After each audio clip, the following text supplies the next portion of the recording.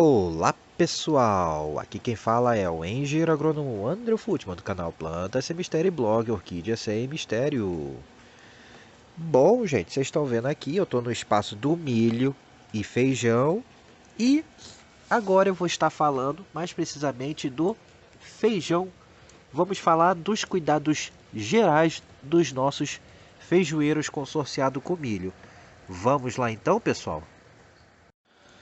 Bom, vocês estão vendo aqui, né? Todas essas plantinhas de folhas mais largas aqui que vocês estão vendo. Eu vou chegar aqui pertinho de uma para vocês verem melhor. São os nossos feijões aqui. Então, ó, vocês podem ver, eles estão crescendo relativamente tranquilo, bem. A maioria dos pés já se encontram nessa fase aqui, ó, emitindo o segundo trio de folhas, né? Na verdade, isso aqui são folíolos que em conjunto formam uma folha. Mas, para facilitar nosso entendimento, o segundo trio de folhas aqui, gente. Então a maioria, alguns ainda estão emitindo o primeiro, mas a grande maioria já está nessa fase. Vocês vão ver no mapinha agora do nosso feijão que ele já se encontra aqui no estágio de V3 até V4, né? Nós estamos na segunda semana encaminhando para a terceira semana do nosso feijão, pessoal. Então, vocês podem ver, ele já está nessa fase, emitindo o segundo trio de folhas. Está bem desenvolvido, vocês podem ver como está bem verdinho, está bem fechadinho. Teve uma ou outra, algumas falhas, mas no geral, até que a germinação foi bem bacana para uma semente de mercado, né? Para uma semente de pacote de mercado. Ali vocês estão vendo aqui também. Então, pessoal, agora, durante essas fases em diante, temos alguns cuidados importantíssimos. O primeiro dele, que inclusive eu já fiz, então vou falar rapidinho aqui, será a limpeza de mato. Vamos lá?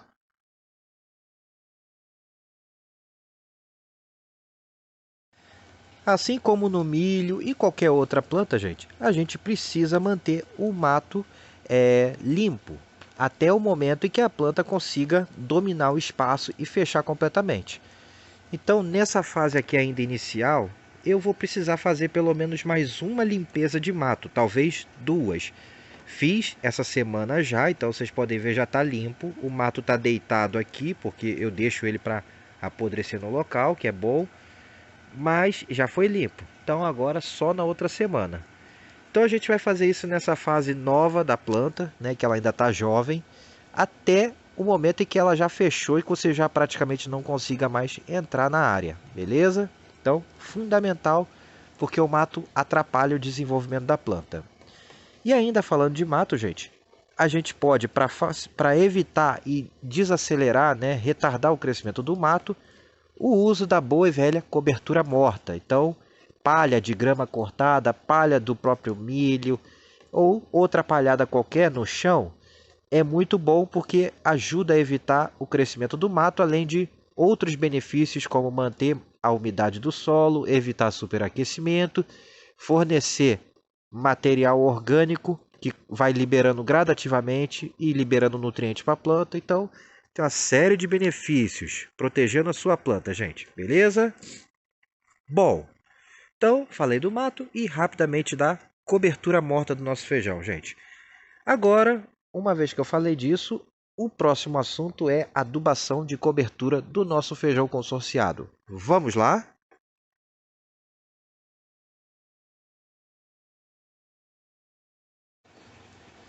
Bom, pessoal, vocês estão vendo o feijão aqui.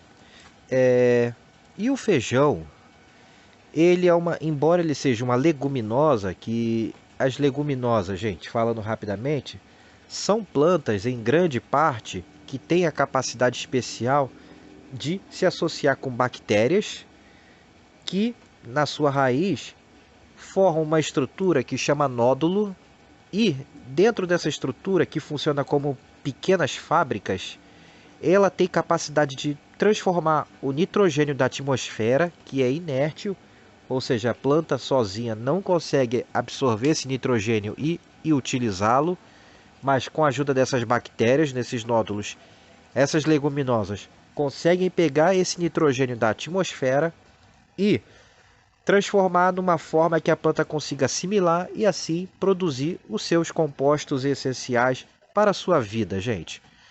Porém, embora as leguminosas tenham essa capacidade de fixação biológica de nitrogênio, os feijoeiros eles não têm uma capacidade boa de fixação de nitrogênio. Outras leguminosas, como a soja e outras como a crotalária e algumas outras, a gente não precisa se preocupar com adubação nitrogenada, mas no feijoeiro a gente precisa se preocupar. Então é importante fazer a adição de adubos com nitrogênio na fase de desenvolvimento até a floração do nosso feijoeiro, pessoal, beleza? Então, por isso, vamos ter que fazer as adubações de cobertura com material rico em nitrogênio. Sendo, nesse caso, a gente vai fazer a primeira adubação de cobertura agora, nesse período em que ele já está emitindo o segundo trio de folhas, como vocês podem ver aqui, ó, até mais o terceiro trio de folhas. A gente vai fazer a primeira adubação de cobertura, que é em torno da segunda, indo para a terceira semana de cultivo. Depois, nós vamos fazer mais ou menos umas 2 a 3 semanas à frente a segunda adubação de cobertura. E aí, pessoal, falando rapidamente, o que a gente pode utilizar para essa adubação de cobertura? Fonte rica em nitrogênio, mas que tem outros elementos e é orgânico, é a torta de mamona. Torta de mamona vai ser uma das principais fontes orgânicas que a gente deve utilizar como fonte de nitrogênio para o nosso feijão. Beleza? E não só isso, gente. Podemos também, se quiser, utilizar o bocashi. Aí, vamos às dosagens aqui. O bocashi, vocês vão usar 300 gramas por metro. Não mais que isso, porque ele é muito forte. E a torta de mamona, vocês vão usar 500 gramas por metro de linha de feijão, beleza? E a forma de colocar esse adubo orgânico é simplesmente ir espalhando ao lado da linha do feijão, ao lado do pé do feijão. Você vai colocando ele salpicando com a mão, tentando distribuir da forma mais homogênea possível. Beleza, pessoal? Eu vou fazer um pouquinho aqui, só um trechinho, só para vocês verem como é que é, ok? E outras opções também para associado com adubo orgânico para dar uma melhorada ainda. Pode ser o salitre do Chile, por exemplo. Se você não quer usar adubos sintéticos, adubos químicos sintéticos, o salitre do Chile é um adubo mineral natural com 15% de nitrogênio e 15% de potássio também. Então ele também vai auxiliar numa adubação de potássio, pessoal. E lembrando que essas recomendações que eu estou dando aqui, pessoal, é para cultivo doméstico, era para cultivo não comercial, para cultivo para pequenas áreas para consumo próprio, para uso próprio. No cultivo comercial, aí a história muda, aí a gente tem que seguir outros critérios para fazer as adubações. Mas aqui para o cultivo doméstico simples, essa recomendação funciona e vai ser satisfatório para a gente, beleza? Aí, voltando agora à questão do salitre do Chile, que é o que eu vou utilizar nessa primeira parcela de adubação de cobertura, eu vou colocar aqui, e recomendo também vocês colocarem em torno de 2 colheres de sopa no máximo por metro nessa primeira parcela, beleza? Vocês podem colocar ela com a torta de mamona, aí vocês podem até colocar um pouco menos de torta de mamona ou sozinha. Como eu fiz uma adubação forte aqui, com a adubação de torta de mamona no plantio, eu nessa primeira parcela aqui de adubação, eu só vou colocar o salitre do Chile. Beleza, pessoal? Então agora aqui eu vou estar adicionando essas 2 colheres por metro de salitre do Chile. Vou mostrar rapidamente para vocês aqui e volto para os demais cuidados, ok? Então já volto. Prontinho, pessoal, voltei aqui. Vou usar aqui a colherzinha de medida, que dá mais ou menos o que eu falei, ó. E venho aqui, eu só vou fazer uma beiradinha, ó. E venho jogando aqui, ó. Bem ao lado dos pés de feijão, beleza, ó? Viu? É fácil. Vou fazer aqui a outra aqui agora. E pronto.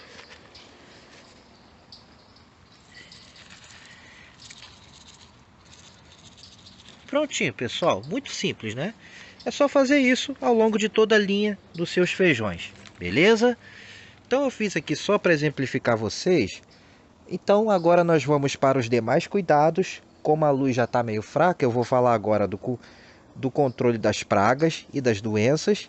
E aí depois eu termino com calma essa adubação de cobertura, beleza? Até porque está chovendo agora. Agora deu uma paradinha, mas logo vai voltar. Bom, então é isso, pessoal. E como sempre eu falo, após adubar, irrigação, faça a rega dos seus feijoeiros. Beleza, gente? Bom, e também tentem adubar com a terra úmida. Não façam isso com a terra muito seca, não. É sempre mais interessante fazer isso já com a terra úmida e depois irrigar novamente. Ok? Agora eu vou falar das pragas e doenças. Vamos a elas então?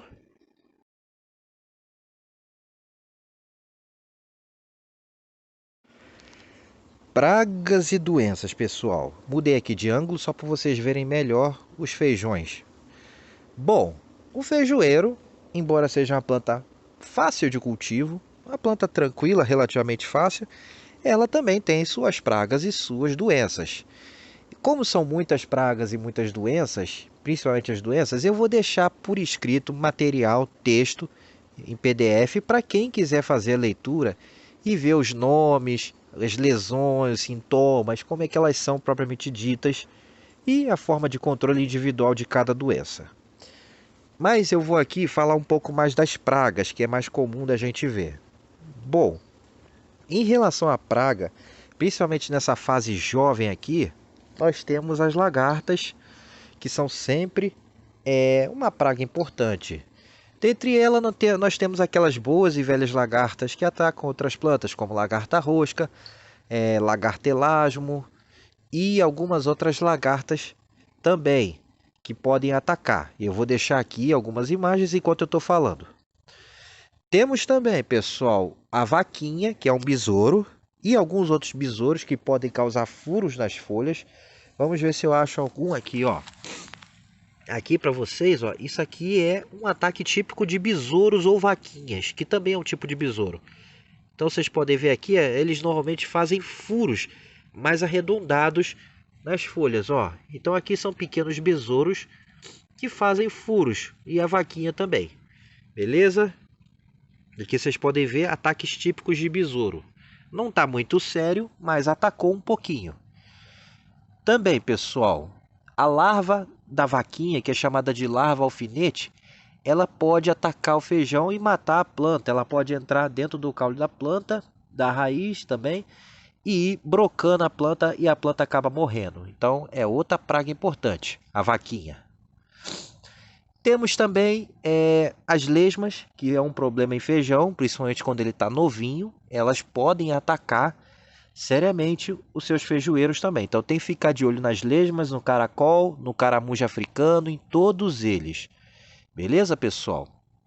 E a principal e mais temida praga de todas é, sem sombra de dúvidas, a mosca branca. A mosca branca, dependendo da região e da época do ano que você planta o seu feijão, ela realmente pode dizimar a plantação inteira de feijão e acabar com a tua vontade de comer um feijão que você mesmo colheu. Então, tem que ficar esperto com esses insetos. Além de que ele é transmissor da virose mais destrutiva do feijão, que é o mosaico dourado do feijoeiro. Então, nós temos que ficar muito atento à mosca branca, conforme vocês estão vendo aí, esse insetinho minúsculo, branquinho e enjoado de controlar. Bom, então, falei das pragas. Dentre as doenças, nós temos podridões, que, como o mofo branco, os tombamentos, nós temos também a antracnose, que ataca o feijão, as manchas foliares, o oídio, que é mais comum no inverno, com um período mais ameno e seco, e outras doenças, pessoal. Aí, no caso de pragas, o que a gente pode estar fazendo para fazer o seu manejo? Podemos estar fazendo aquela boa e velha mistura que eu sempre recomendo aqui, e eu vou deixar para vocês agora novamente aqui a receita na tela, enquanto eu estou falando, do óleo de nim, do dimipel, que é o lagarticida biológico, e do detergente neutro também. Essa mistura normalmente usado semanal ou quinzenal ajuda a evitar ataques severos de pragas, principalmente as lagartas, mas também ajuda com as moscas brancas e as vaquinhas também, beleza, pessoal? E no caso da lesma e do caracol, vocês podem estar espalhando, se for uma área pequena, aquelas iscas de chuchu ou de batata e estar recolhendo de manhã cedinho e matando os caracóis, as lesmas, o caramujo africano que você encontrar ali, beleza? Só use a isca lesmicida se a sua área estiver muito atacada. Aí pode ser necessário o uso de isca lesmicida, mas evite usar as iscas lesmicidas. Ou procure iscas lesmicidas que sejam menos agressivas para a natureza. Beleza, pessoal? E no caso de doenças, podemos estar usando a cauda bordaleza preventivamente também. Então a gente pode estar fazendo uso da nossa cauda bordaleza, que vai ajudar a evitar as principais doenças do feijoeiro. Também produtos à base de enxofre podem ser utilizados no nosso feijoeiro, principalmente no período do inverno, no feijão plantado mais para o inverno, onde é comum o oídio. O enxofre e o leite vão ser muito importantes para o controle do oídio, beleza, pessoal? Então, eu falei agora rapidamente dos principais cuidados do feijoeiro durante o crescimento, beleza? Para eles ficarem bonitos, como vocês estão vendo aqui na imagem agora, gente. Se gostaram do vídeo, deixe aquele joinha, se inscrevam no canal, ative o sininho para receber as atualizações e assistam os demais vídeos da série do feijoeiro e do milho, né? E as demais séries do canal, gente. Forte abraço a todos e até a próxima em Plantas e Orquídeas Sem Mistérios, gente. Voltamos no feijoeiro na terceira para a quarta semana agora, beleza? Tchau, tchau. Fui.